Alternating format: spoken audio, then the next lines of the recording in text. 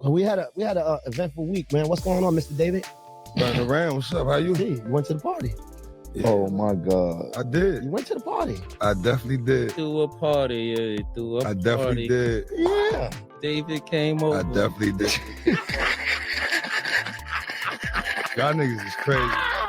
No, listen. Nah, I ain't gonna front, real man shit. Let's talk about it. I'm glad the brother got his freedom. Right. Shouts to 100%. Max. Right. You know what I'm saying? Fan of his music. He on Survival. He actually on my first album. But yeah, I'm glad I got to go, party with him. So it was a lot of talk on the internet about. They told me I was kicked off of this. Yeah, they did. They said you was there. They said you was out. I didn't For doing that. Oh, that was crazy. That's what they told you. Kicked you off the show. The internet They said I kicked got kicked off this joint. I can't rap about it no more. It's crazy. People don't know. You see, both of us had different opinions, and I think it's dope that because I always feel like two things can be true at the same time. Right. Right. You felt one way, I felt another way. Right. You went to the party, but you had already had a conversation with Capo. Talk about that. Yeah, I feel like I never was around him, Max. Right. You know what I'm saying? Like, but we had our own relationship through who we know or whatever. And me being around Jim as long as I've been around Jim, Mm-hmm. and Jim being around my moms and my kids, and you know what I'm saying? Like, I gotta holler at Capo, like, yo, bro, how you feel about that? Because I got invited directly, like, you know what I'm saying? Like, so I'm gonna definitely have that convo with bro before I just pop up and he gotta hear about it. Like, that's just me. No, it's definitely honor in that, brother. And I think, like I was saying, like me and Fad was talking earlier, as individual men, we don't always have to have the same opinion. Right. Right? I felt like because of the relationship I didn't built with Capo over the last 5 or 6 years, that I just felt like it wasn't in me to go stand next to anybody he had an issue with or whatever, because the relationship is strong here. It's past professionalism, right? We got a personal relationship. I feel like as a friend, the word friend people throw around, brother, everybody, yo, Fad, my brother, Right. this nigga, my brother, Bro. yo, bro, it's my brother, that's my friend. But the thing is, I feel like everybody's your brother till it's time to do brother shit, right? When you got a friend, the word friend, that comes with responsibilities. Right. You see what I'm saying? As a friend, it's certain things I'm gonna do. As your friend, you should be able to trust me around your wife, Right. right? You should be able to trust me around money. Right. If you took a fall, I should be able to be there for you, right? No matter what it is, right? And the way I look at life, I just felt like, and it was no disrespect to, Max or anybody, because me and him got a relationship too, but I just wanted to make it clear where I stood as a man. Those are my principles, not nobody else. So I think it's dope that we could be able to have that conversation right here, because I felt like niggas was thinking it was something else. Nah, yeah. I feel like with me it's like, and I agree with you 1,010%. I love this nigga. Yeah. You know what I'm saying? Like, but I'm not into trying to figure out what niggas is going through. Right. You get what I'm saying? Like, Capo know how I feel about him. He knew me since I was 18, 19 years old. You know what I'm saying? Like, this ain't nothing brand new. This ain't let me go over there for the cloud or for the cameras. Nah. I've been in contact with Max. Right. From jail. You know what I'm saying? He's on the album, Yo East. You know what I'm saying? So, like I said, it was a man thing. Let me holler at Jim. How you feel about that, bro? No, that's honorable. He could have easily been like, yo, bro. 100%. I don't, you know what I'm saying? Like, we had our own one on. You get what I'm saying? So I felt like I'm not gonna be put in a space where I'm leaning on no side. You get what I'm saying? Like, I fuck with boy, I fuck with Capo. Like, I'm not picking a side. Like, that ain't me. That's respectable. You know what I'm saying? And I don't think it's no wrong answer, because everybody got their own perspective on things, right? And how they view it based on what they own experiences and stuff like that. I've seen, I've been in situations where you had to declare your side. Right. So my whole life, me too. My whole life, I've been this way. It's not about whether it was Jim, it's anybody that I got that type of love and respect for. Right. I feel that way, the same way, because I don't want it to ever be no misunderstanding. Right. Right. You want to know exactly where I stand, because you prove who you are through actions, Right. not just talk. Not talking. Everybody talking. All these niggas is talking. I'm like, nah, we got to go a little bit deeper than that. So Right. I just think that it's cool, man. What you think, Spiz?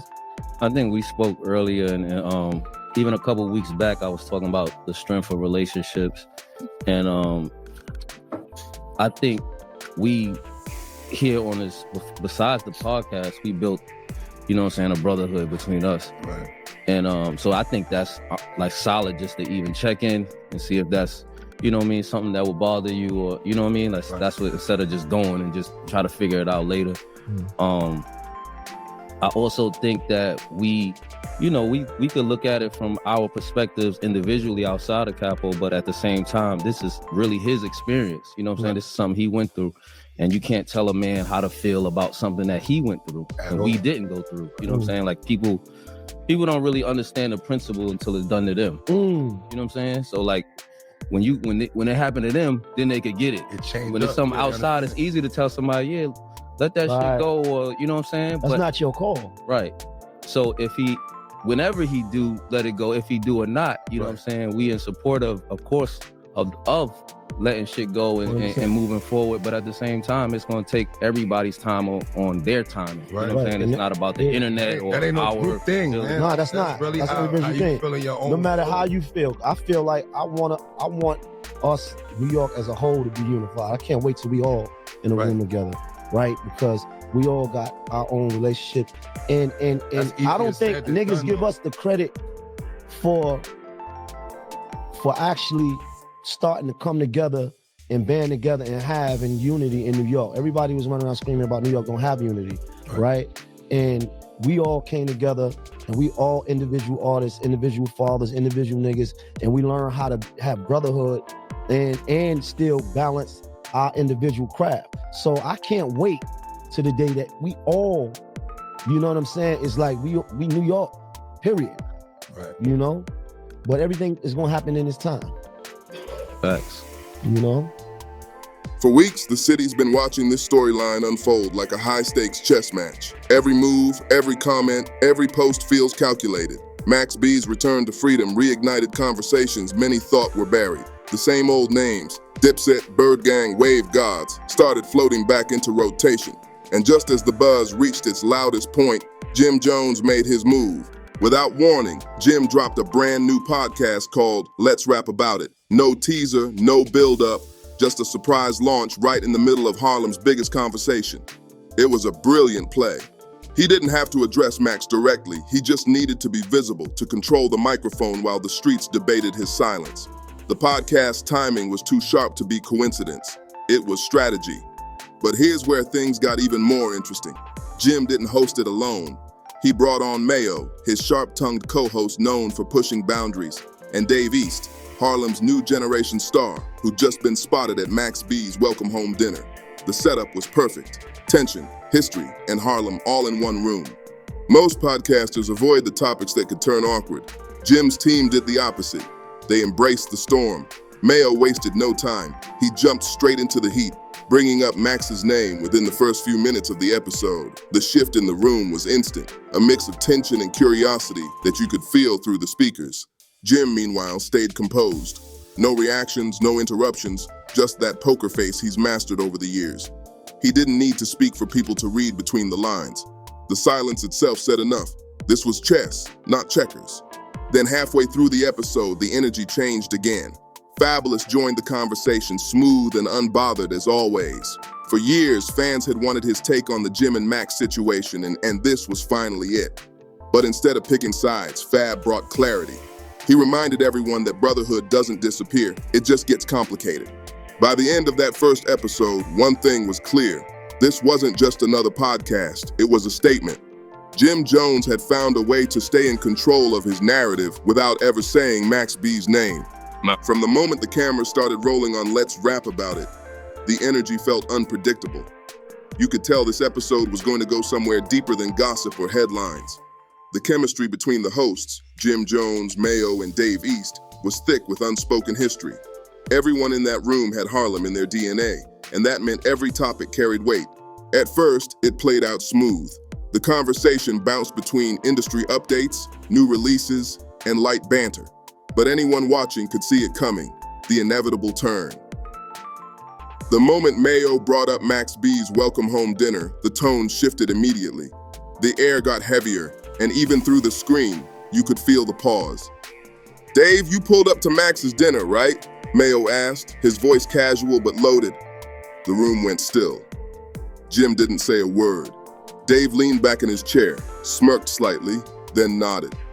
"Yeah," he said, "I showed love." It wasn't an apology, and it wasn't defiance. It was honesty. Dave didn't come across like someone sneaking behind anyone's back. He was just moving like a man who respected both sides. "It's all love," he added. "Ain't no weird energy." That moment was powerful because it revealed the truth about where Harlem's new generation stands. The younger artists aren't living by the same invisible boundaries that split the city years ago. To them, unity isn't weakness, it's evolution. Jim Jones stayed stoic, chin resting on his hand, eyes fixed on Dave. He didn't interrupt, he didn't flinch. But that silence said more than any outburst could. It wasn't anger, it was reflection. Then Fabulous slid into the conversation with the calm of a man who's seen every version of rap politics there is. "At this point," Fab said, "it's about conversations, not confrontations." His tone was steady, wise, the kind of voice that could turn chaos into clarity. Everyone nodded. Even Jim cracked a half smile. For a second, it felt like the tension had turned into something real. Dialogue, growth, the kind of moment that would have been impossible a decade ago. Mayo caught the shift too. "You gotta give credit where it's due," he said. Jim could have crashed out, thrown shade, kept the old energy alive, but he didn't. He was right. Jim hadn't posted anything negative about Max B. He wasn't blocking his circle from supporting him. That alone marked a change in Harlem's temperature. What started as a tense exchange slowly turned into something deeper, a moment that felt almost healing. The studio wasn't filled with aggression or defensiveness anymore. Instead, the conversation on Let's Rap About It began to sound like a therapy session for the culture. For once, Harlem's wounds were being spoken out loud, calmly, publicly, and with intention. After the Max B topic simmered down, Mayo leaned into the bigger picture. He said something that hit the entire room. "New York looks better when we're united, not divided." The sentence landed like a punchline without a joke. You could see the truth of it reflected in everyone's faces. Dave East nodded in agreement. "The new generation don't care about the old drama," he said. "They just want music. They want to see the city win." His voice carried conviction. Not the loud kind, but the kind that comes from understanding both sides of a story. Dave had respect for Jim. He had love for Max. To him, the past didn't define the future. Fabulous added another layer of wisdom. "There was a time when being divided was part of the brand," he said. "Competition kept us sharp, but too much of that killed the unity. We built walls around the same city we all claimed to love." His tone was patient, but you could hear the disappointment behind it. Fab wasn't preaching. He was remembering.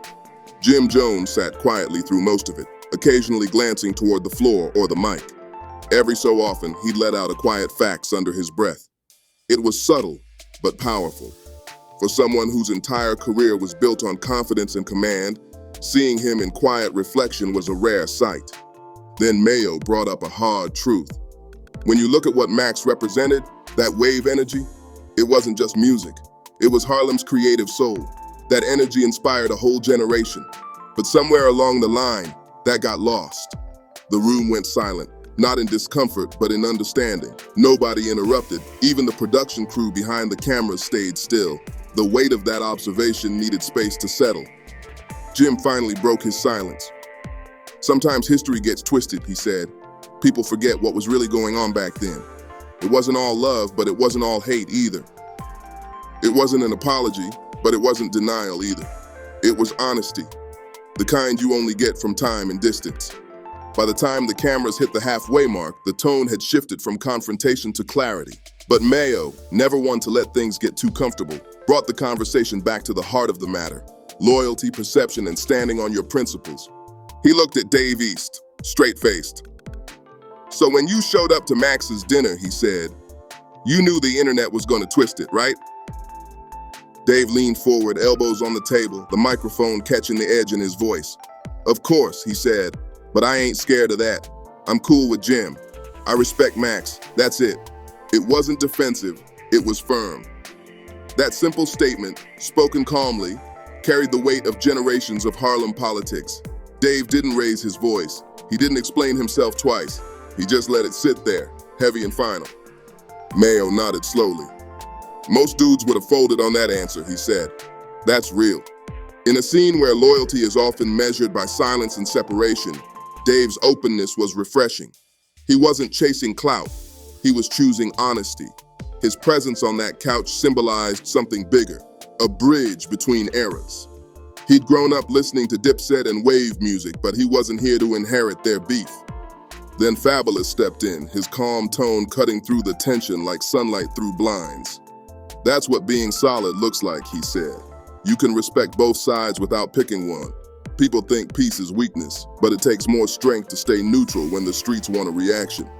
Jim Jones cracked a faint smile at that. Not mockery, acknowledgement. It was one of those rare moments where he seemed to understand that times had changed. The younger generation wasn't built on old grudges. They were about collaboration, not confrontation. Back in the day, Fab continued, everything had to be competitive. Every move was about proving something, but that kind of energy burns out fast. Nobody wins when the city stays divided. The room went still. Even the sound engineer paused behind the glass. Mayo, sensing the moment, added softly, sometimes growth means letting people do them. You can't control how love gets shown. Jim nodded. He didn't speak, but you could see it in his body language. The recognition that maybe the game had changed while he was still playing by the old rules. It was subtle, but monumental. Harlem's conversation was evolving right there on camera. Dave East didn't backtrack, Fab didn't sugarcoat, and Jim didn't explode. Instead, they sat in a kind of unspoken respect, 3 generations of the city realizing they were finally talking to each other, not about each other. As the microphone stayed live and the tension cooled, the room began to take on a more reflective tone. The conversation had moved beyond gossip and into something real, a reckoning with history. Everyone in that studio, from Jim Jones to Dave East to Fabulous and Mayo, knew that what they were discussing wasn't just about one dinner or one friendship. It was about legacy. Mayo shifted in his seat, his tone thoughtful now. You know what's wild, he said. Most people only know the headlines. They see a few clips online and think that's the whole story. But they don't know what really went down between Jim and Max. That was real life, real business, real consequences. The air thickened with understanding. Even those who hadn't lived it could feel the weight of those years, the fallout, the silence, the stubborn pride that had kept 2 Harlem giants apart. Dave East spoke next. His voice was calm, but his words carried meaning. The new generation don't care about all that old beef, he said. They just want music, unity, energy. We grew up watching y'all, but we're trying to move different. We want the city to win as one. That statement wasn't aimed at anyone specific, but it hit everyone in the room. It was a generational reality check. The world had changed, the internet had changed, the fans had changed. Nobody wanted recycled tension anymore. They wanted progress. Fabulous leaned back, nodding in quiet agreement. You right, he said. Back in the early 2000s, competition was everything. It was how we sharpened our swords. But at some point, that edge turned into a wall. We were all protecting our spots instead of growing together. The line carried wisdom earned over decades. Fab wasn't judging. He was acknowledging the truth. There had been a time when New York's power was its unity. When Harlem, Brooklyn, and the Bronx moved together, the world listened. Somewhere along the line, that spark got lost in ego and noise. Jim Jones finally spoke up. His tone was low, deliberate. A lot of that comes with learning, he said. Back then, everybody was hungry. We didn't know how to slow down. But you get older, you start seeing what really matters. Peace don't mean weakness, it means understanding. It wasn't an apology, but it was something close. A rare glimpse of humility from a man known for armor. Mayo leaned forward, looking around the table. If y'all ever do sit down, Jim and Max, that's history, he said. That's the kind of move that could change everything. The whole room nodded. Nobody laughed it off. Nobody denied it. For the first time, it didn't sound impossible. By the end of that episode, the energy in the room had transformed completely. What began as tension had turned into something surprisingly hopeful. A quiet but powerful sense that New York was ready to evolve. The walls between old rivalries didn't feel permanent anymore. They just felt tired. Mayo closed his notebook and leaned into the mic with a reflective tone. "This ain't about sides anymore," he said. "It's about growth." His words hung in the air for a long moment, heavy with truth. Dave East nodded. "People forget," he said. "This is bigger than us. The city's watching. The fans are watching. They want to see peace, not problems." That statement carried weight because it wasn't coming from a PR-trained voice or a calculated response. It came from a Harlem artist who grew up watching his heroes go to war and now wanted to see them heal. Then Fabulous added the line that broke the internet later that night. "If Max and Jim sit down just once, one real conversation, no cameras, no egos, that'll change the whole game." Everyone nodded, even Jim. He didn't say much, but his body language told the story. This wasn't the defensive, guarded Jim Jones from a decade ago. This was a man who lived through the highs and lows, who finally seemed to understand that time is the only thing you can't rewind. The episode wrapped on that note, not with fireworks or shade, but with reflection. You could feel it. Harlem might finally be ready for peace. And maybe that's the bigger story here. Not the drama, not the rumors, but the maturity, the growth, the willingness to rewrite history while the ink's still drying. Because the truth is, the energy isn't hostile anymore. The conversations behind the scenes are softer, more open. The city's older, wiser, and hungry for unity again. The streets don't want to see legends collide. They want to see them sit side by side, showing what real progress looks like. When the cameras finally cut, the hosts looked around at each other. Quiet, contemplative. They knew what they'd just done. They hadn't fueled another headline. They'd started a new chapter. If that sit down between Max B and Jim Jones ever happens, it won't just be an interview, it'll be history. And as Mayo signed off, his words echoed exactly what the audience was feeling. New York moves different when it moves together. Let's keep pushing for that. So now it's on you, the fans, the viewers, the people who care about this culture. Drop a comment, hit that like button, share this video, and subscribe for more real conversations that keep New York's story alive. Because when Harlem rises, the whole world feels it.